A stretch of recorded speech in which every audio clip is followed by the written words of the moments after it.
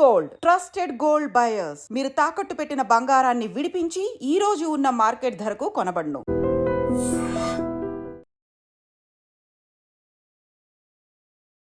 అందరికీ నమస్కారం. నేను Swaroopa Potlapalli. Welcome to trending topic.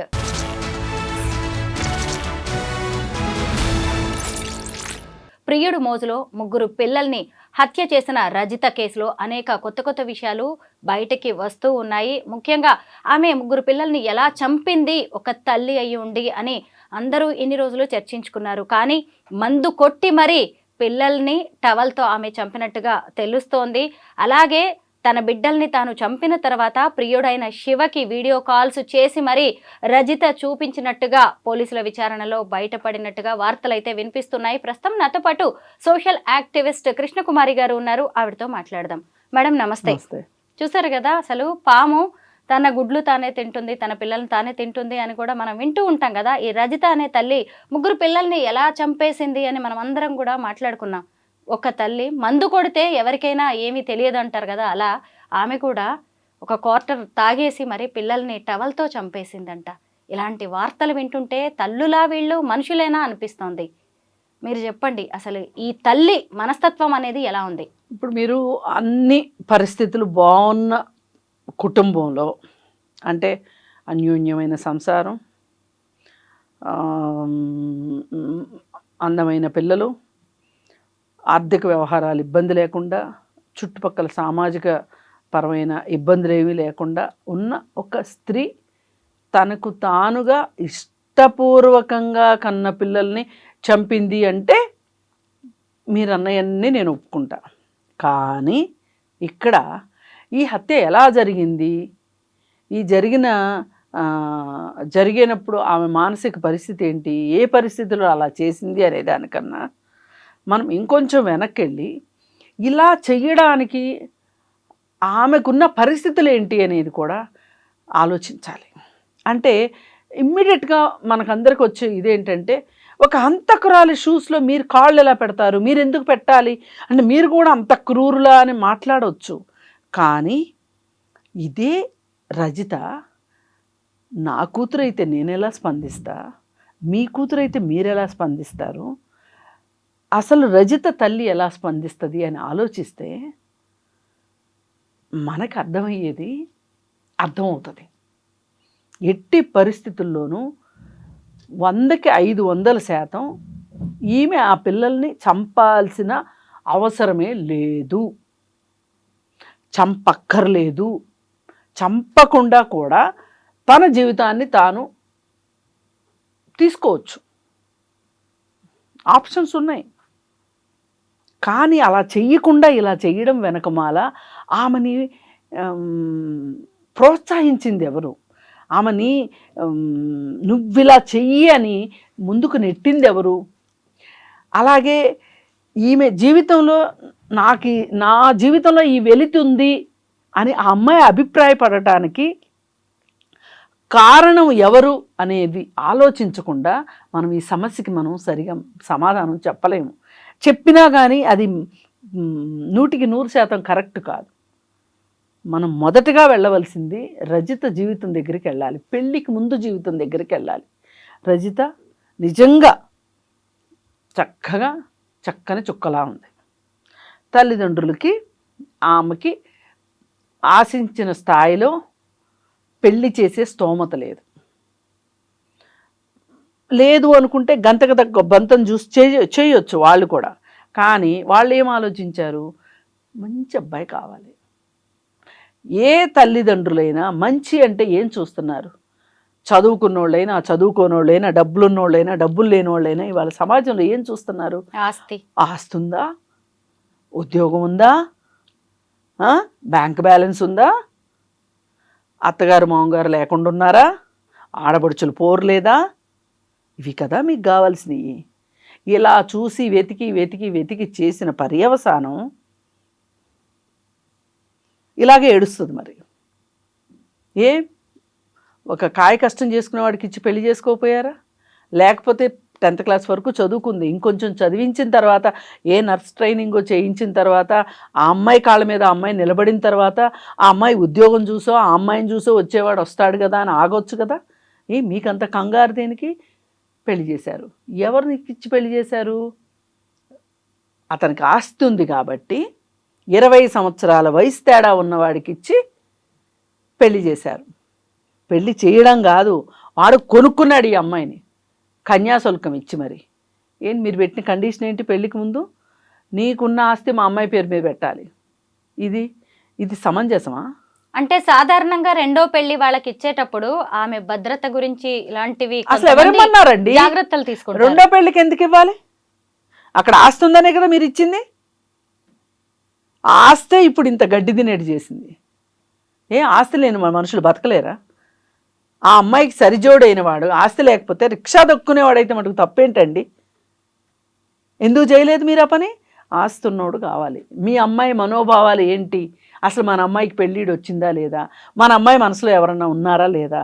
అసలు మన అమ్మాయి మనస్తత్వానికి అతని మనస్తత్వానికి సరిపోతుందా? 20 ఏళ్ళు తేడా అంటే సింపుల్గా మాట్లాడుకుంటే తండ్రి వయసు అండి. ఈ పిల్లకి తండ్రి వయసు. పాత రోజుల్లో పల్లెటూరులో ఉండేవాళ్ళు ఇప్పుడులాగా 21 సంవత్సరం వచ్చాక పెళ్లి చేయాలనేది లేదు అబ్బాయిలకి. ఆడపిల్లలకు 18 ఏళ్ళు వచ్చాక చేయాలనేది లేదు. 13 ఏళ్ళకో 12 ఏళ్ళకో ఆడపిల్లలకు పెళ్ళిళ్ళు చేయడాలు బరువులు దింపుకోవడానికి. వీడు నేను మగాడిని అయిపోయాను, నాకు వయసు వచ్చేసింది, నాకు 2 ఎకరాలు 3 ఎకరాల పొలం ఉంది అని వీడు ఎగురుకుంటా వీడు పెళ్లి చేసుకోవడం చూసాం కదా. మరి ఆ రకంగా చూసుకుంటే ఈ అమ్మాయికి అబ్బాయికి తండ్రి కూతుర్ల అంత వయసు తేడా ఉంది. ఆలోచించలేకపోయారు ఆ తల్లిదండ్రులు? సరే, వాళ్ళ తల్లిదండ్రులు ఆలోచించాల. ఎందుకంటే వాళ్ళు ఇంకొంచెం అనడానికి కూడా లేదు. వాళ్ళకంటే కొంచెం ఒక 2 ఏళ్ళు 3 ఏళ్ళు చిన్నోడు అయి ఉంటాడు అంతే, అంతకంటే ఏమీ తేడా లేదు. సరే, అయితే ఇప్పుడు ఇతను రెండో పెళ్లి చేసుకోవాలి, పైగా అందగత్తె కావాలి, ఆస్తి ఇచ్చేయినా సరే ఎక్కడికి పోద్ది? పెళ్ళాం ఎక్కడికైనా పోద్ది ఆస్తి ఉన్నంత మాత్రాన? అనుకోలే ఇలాంటిది ఒకటి జరుగుద్దని. పేరైతే పెట్టాడు, పెళ్ళాం పేరును పెట్టాడు. అసలు నా భార్యకి నేనంటే ఇష్టం ఉందా లేదా అనే ఒక ఆలోచన అయినా వచ్చుండదు. ఎందుకంటే వాళ్ళ దృష్టిలో భార్య అంటే మనం సంతలో కొనుక్కొచ్చుకున్న పశువు. సంతలు జరుగుతాయి కదా. అంటే ఎప్పుడు ఆ అమ్మాయి కూడా అంత అనుమానపడే అవకాశం ఇవ్వలేదు. ఒకరి తర్వాత ఒకరు 3 పిల్లలు కూడా పుట్టారు. అదేనండి టీచర్ గా పనిచేస్తుంది. నేను అనేది అదే. ఆ అమ్మాయికి అసలు ఒక ఆలోచన లేకుండా ఎన్ని మ్యారిటల్ రేప్స్ జరిగితే 3 పిల్లలు పుట్టారో. ఆ అమ్మాయి ఇష్టంగా అతనితోటి చాలా సంతోషంగా కాపురం చేసి ఉంటుందని మీరు అనుకుంటున్నారా? ఎలా నచ్చుతాడండి? 20 ఏళ్ళు గ్యాప్ ఉన్నోడు, దగ్గర తండ్రి అంత వయసు ఉన్నవాడు ఎలా నచ్చుతాడు ఆ అమ్మాయికి? విధి లేని పరిస్థితిలో చేశారు పెళ్ళి, బలవంత పెళ్ళిది.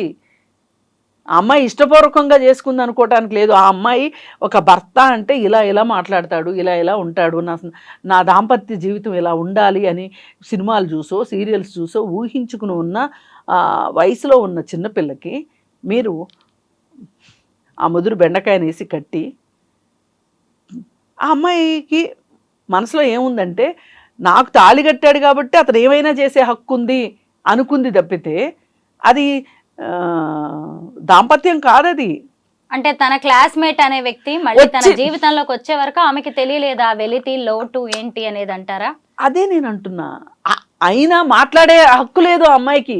ఈ ఆలోచన లేకుండా సడన్గా వీడు వచ్చేసేసి నేర్పించేశాడని నేను అనను. ఈ అమ్మాయికి ఉన్న చెల్లుబాటు కాదు కాబట్టి, ధైర్యం ఉండదు కాబట్టి తన జీవితంలో పిల్లల్లో తన జీవితాన్ని చూసుకుంది. అలాగే 10th క్లాస్ వరకు చదువుకుంది కాబట్టి ఏదో ప్రైవేట్ స్కూల్లో ఉద్యోగం చేసుకుంటుంది. జీవితం చాలా ప్రశాంతంగా ఆమె మనసులో ఎన్ని తుఫాన్లు ఉన్నప్పటికీ ప్రశాంతంగా నడుస్తుంది జీవితం.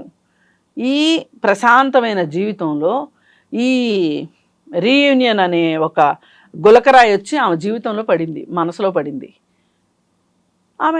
అతను అసలు ఇంత అందాలు రాసిని నేనెలా మిస్ అయ్యానబ్బా అని 4 సినిమా డైలాగులు చెప్పాడు.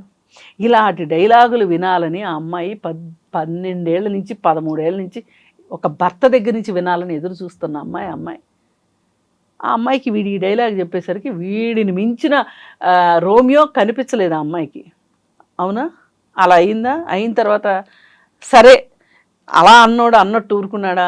నీ 3 పిల్లలు, ఇంత అందాలు రాసి 3 పిల్లలా? వాడు ఎంత దుర్మార్గుడు కాబట్టి నిన్ను పిల్లలుగానే యంత్రంలాగా చేశాడు.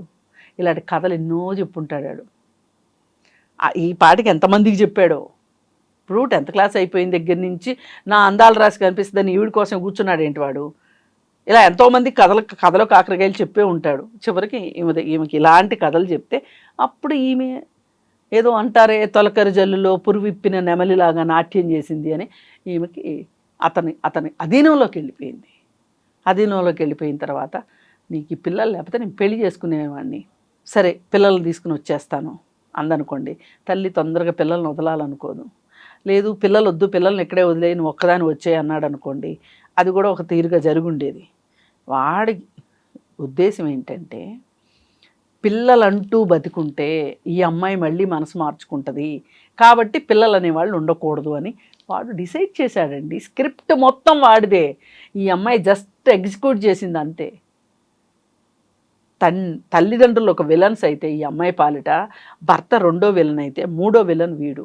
ఇవాళ ఆ అమ్మాయి నడి రోడ్లో కూడా నుంచొని అవకాశం లేకుండా చేసుకుంది ఆ అమ్మాయి జీవితాన్ని.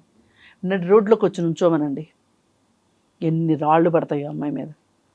మొన్న జైలుకి వెళ్ళి ఉంటుంది కదా, జైల్లో ఎంత పంచాయతీ జరుగుద్దో మీకు తెలుసా? తెలియదు ఎవరికి, బయట వాళ్ళకి. ఇలాంటి పనులు చేసి వచ్చిన వాళ్ళ కోసం అక్కడున్న వాళ్ళంతా ఏదో మదర్ తెరిసాలు అన్నట్లు ఈ వచ్చిన వాళ్ళ మీద పడిపోతారు. నీకేం పోయే కాలం. ఇప్పుడు మనం చేస్తున్న మోరల్ పోలీసింగ్ చూసావా? ఇంతకు మించిన మోరల్ పోలీసింగ్ జరుగుతుంది. మ్యాన్ హ్యాండ్లింగ్ కూడా జరుగుతుంది జైల్లో, తోటి ఖైదీల దగ్గర నుంచి. నరకం అక్కడే స్టార్ట్ అవుతుంది ఆ అమ్మాయికి. అయిపోయిన తర్వాత ఆ అమ్మాయి అనుకోవచ్చు, నేను జైలుకి వెళ్తే అసలు నన్ను ఈ ప్రశ్నలు అడిగేవాళ్ళు లేరు, ఈ ఇంట్రాగేషన్ లేదు, ఏమీ లేదు, నేను ఎవరికైనా మొహం ఎట్లా చూపించుకోవాలి అనుకునే అవసరం లేదు నాకు, నన్ను తొందరగా ఊహించలేదు దొరికిపోతాను అదే అని. ప్రతి నేరస్తుడు దొరుకుతాము అనుకుంటే ఎవ్వరూ నేరాలు చేయరు. ఈ సినిమా ఫ్లాప్ అవుద్ది అంటే ఆస్తులన్నీ పెట్టి ఎవడో సినిమా తీయడు. పెళ్ళైన 3వ రోజే మొగుడు చంపేస్తాడు అంటే ఏ తల్లిదండ్రులు పెళ్లి చేయరు, అనుకోరు కదా. ఎందుకు అనుకుంటారు? అనుకోరు. అని ఇప్పుడు తెలిసి వస్తుంది అమ్మాయికి అసలు జీవితం ఏంటో ఇప్పుడు మొదలైంది అమ్మాయికి. భర్తతో జీవితం మొదలు కాల, ఒక యంత్రంలాగా పిల్లల్ని కన్నది అంతవరకే. వీడు వచ్చిన తర్వాత 4 రోజులు ప్రేమ పాఠాలు చెప్పాడు, ఇదే జీవితం అనుకుంది. ఈ 2 అయిపోయినాయి. అసలు జీవితంలో అసలైన జీవితం ఏంటో ఇప్పుడు నుంచి ఉందా అమ్మాయికి. ఎందుకంటే ఏ నేరం చేసినా ఆడవాళ్ళని చూసే దృష్టి వేరుంటుంది, మగవాళ్ళని చూసే దృష్టి వేరుంటుంది. మగవాడు నేరం చేయనివ్వండి, గొంతు బిసికి పెళ్ళాన్ని చంపేయనివ్వండి, ఆడి గ్రేస్ మార్కులు ఇచ్చేస్తారు. ఎందుకంటే మనము స్టీరియోటైప్లో అయిపోయాం. మగవాడు అన్నాక కొట్టకుండా ఉంటాడా, మొగుడు అన్నాక తన్నకుండా ఉంటాడా, మొగుడు అన్నాక చంపకుండా ఉంటాడా, దీనికి అలవాటు పడ్డాం, మొద్దుబారిపోయాం మనం అందరం. అందుకని వాళ్ళు ఏమైనా చేస్తే మనకేమనిపించదు. ఒక స్త్రీ చేయగానే అమ్మ మొగుడిని చంపడానికి సుఫారీ ఇచ్చిందంట, అమ్మ పిల్లల్ని చంపేసిందంట. ఇలాంటి పనులు మగవాళ్ళు రోజు చేస్తున్నారు. అంటే వాళ్ళు చేస్తున్నారు కాబట్టి వాళ్ళని చేయమని నేను అనట్లేదు. నా ఆవేదన ఏంటి అంటే ఇక్కడ భారత శిక్షా స్మృతి ముందు ఆడవాళ్ళు చేయనివ్వండి, మగవాళ్ళు చేయనివ్వండి, ఎవరు చేసినా ఒక్క ఆత్మరక్షణ కోసం చేస్తే తప్పితే ఒకే శిక్ష ఐపీసీలో.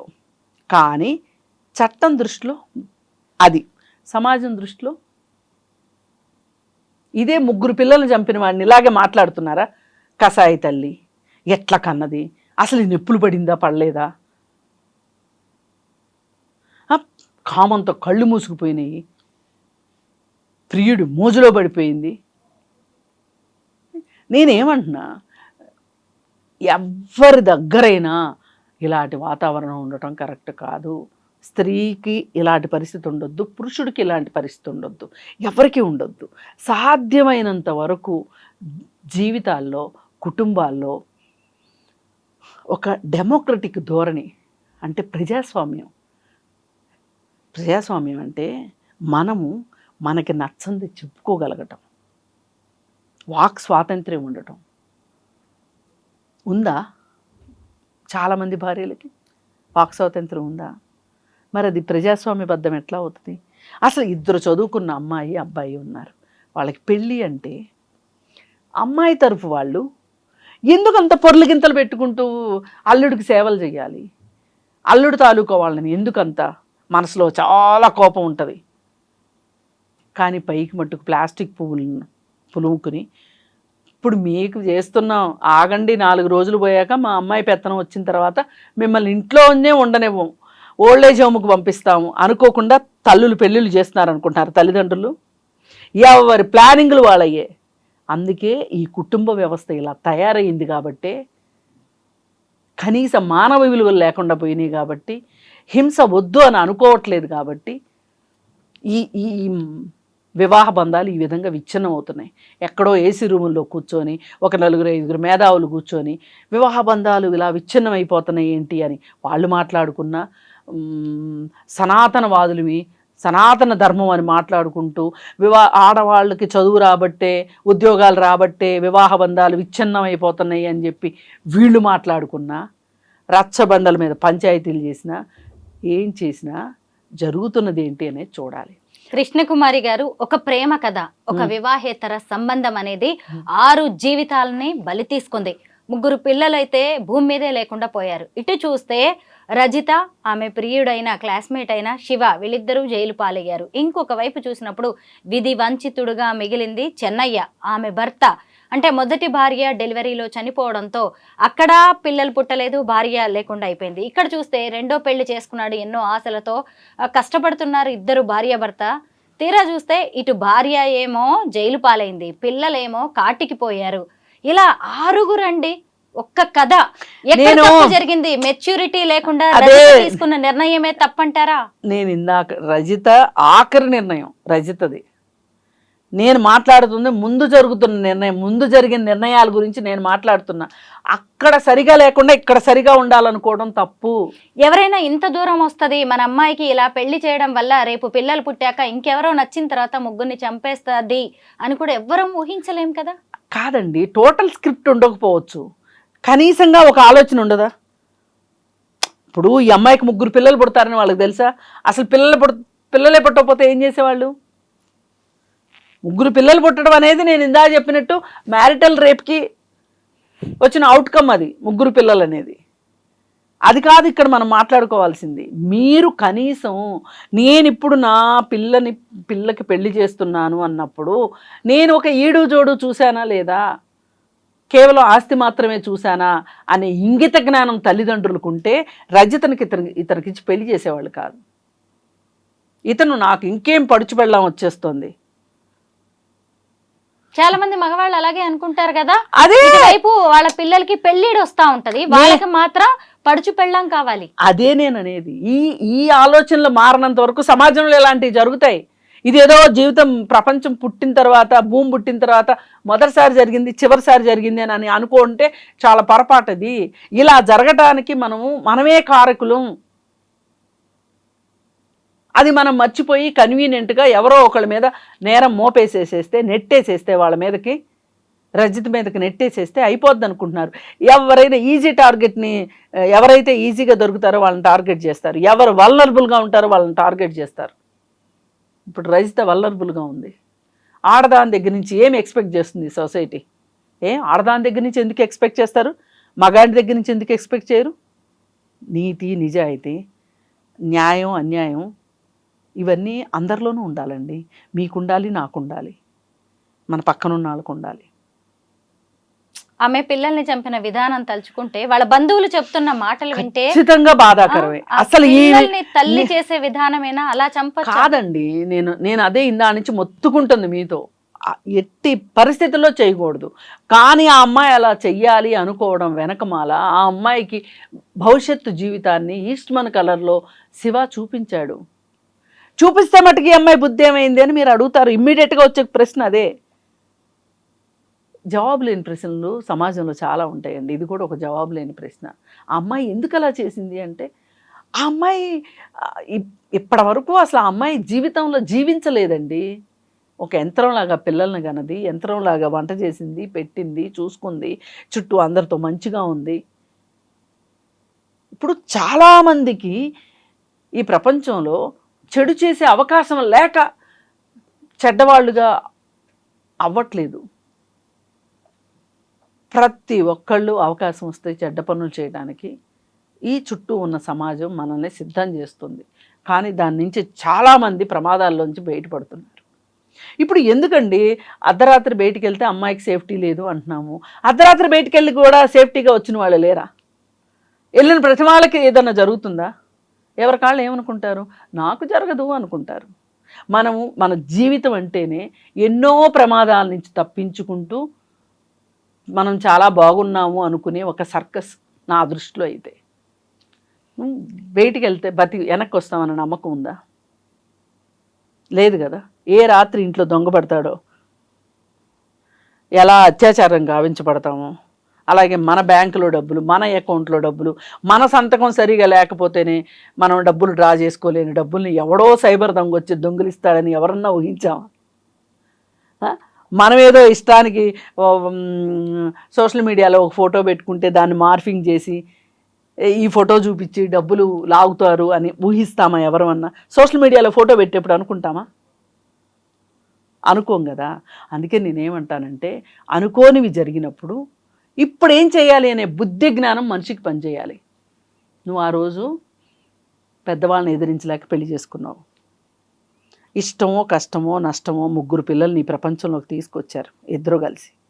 తీసుకొచ్చినప్పుడు శివ కాదు సాక్షాత్తు మన్మధుడే వచ్చినా సరే నా జీవితం ఇంతే అయిపోయింది, నేను నా పిల్లల జీవితాలని సరిదిద్దుకోవాలి అనే బుద్ధి జ్ఞానం ఈ అమ్మాయికి ఉండాలి. సరే ఆ రోజు అమ్మాయిని ఇష్టపడ్డాను, ఈ రోజుకి నాకు పెళ్లి కాలేదు, నేను పెళ్లి చేసుకోవడానికి ఈ అమ్మాయే కావాలనే బుద్ధి జ్ఞానం వాడికి ఉండాలి. ఎవరు తక్కువ వాళ్ళండి ఇక్కడ? అందుకే నేను పదే పదే రజితనే మనం టార్గెట్ చేయడం కరెక్ట్ కాదు. టార్గెట్ చేయవలసిన క్యారెక్టర్లు ఈ ఉదంతం చుట్టూ చాలామంది ఉన్నారు. అందుకని సాధ్యమైనంత వరకు వివాహం చేసేటప్పుడు కుటుంబ సంబంధాల్లో స్త్రీ కూడా ఒక వ్యక్తి, స్త్రీకి కూడా మనసు ఉంటుంది, అలాగే స్త్రీకి కూడా కోరికలు ఉంటాయి. ఇలా ఆమెను కూడా ఒక పరిగణలోకి తీసుకుంటే అంటే సాధ్యమైనంత వరకు ప్రజాస్వామీకరణ. హింస నాకైనా హింసే, మీకైనా హింసే కదా. ఇలా ఆలోచిస్తే కట్నాల వేధింపులు ఉండవు, ఇంకో పెళ్లి చేసుకోవడం కోసం భార్యని గొంతుని చంపే అవకాశం ఉండదు, ఎన్నో జరగవండి. ఎందుకు జరుగుతున్నాయి ఇవన్నీ అంటే కుటుంబ సంబంధాల్లో హింస గురించి ఎవరు మాట్లాడరు. కష్టం ఇబ్బంది పడుతుంది అంటే మొగుడన్నా కొట్టడా, 4 రోజులు ఓర్చుకో, ఇలాంటి పడికట్టు మాటలు నేర్పి ఆడపిల్లల్ని మనం ఒక డబ్బాలో పెడుతున్నామని అనుకుంటున్నాం. ఏదో ఒక రోజు ఫోర్స్ఫుల్గా ఆ డబ్బాలో నుంచి బయటకు వచ్చిన తర్వాత ఇలాంటి దుర్మార్గాలే జరుగుతాయి. రజిత అలా ఎందుకు చేసింది, ఇలా ఎందుకు చేసింది అని మాట్లాడుకోవడం ఇక్కడ ఉద్దేశం కానే కాదు. ముఖ్యంగా రజిత లాంటి వాళ్ళు మన చుట్టూ కూడా చాలా మంది ఉన్నారు. వాళ్ళు దయచేసి ఇలాంటి క్షణిక సుఖం కావచ్చు, లేదంటే వేరే వాళ్ళ మోజులో ట్రాప్లో పడి మిగతా వాళ్ళ జీవితాలని నాశనం చేయొద్దు అని, వాళ్ళ జీవితాలను కూడా ఇలా జైలు పాలు చేసుకోవద్దు అని చెప్పడమే మా ఉద్దేశం.